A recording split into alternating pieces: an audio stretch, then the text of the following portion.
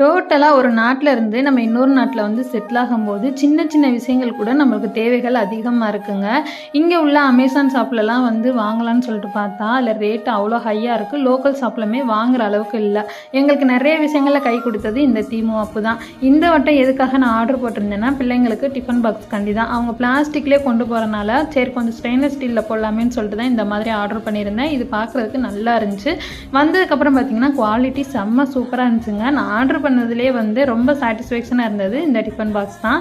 அதுக்கப்புறம் இந்த ஸ்பூன் வைக்கிற பவுச், குட்டி குட்டி கரண்டி, பிள்ளைங்களுக்கு கொஞ்சம் ட்ரெஸ் மாதிரியும் போட்டிருந்தேன். அதுவுமே ஒரு நல்ல குவாலிட்டியில் இருந்துச்சு.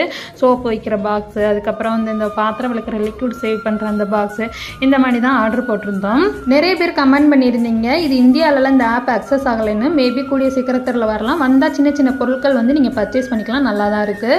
அதுக்கப்புறம் இந்த ஷாப்பிங் பேக் வாங்கிடணும். அது பார்க்குறதுக்கு பெருசாக இருந்துச்சு. ஆனால் வீட்டுக்கு வந்து பார்த்தா ரொம்ப குட்டியாக இருந்துச்சு.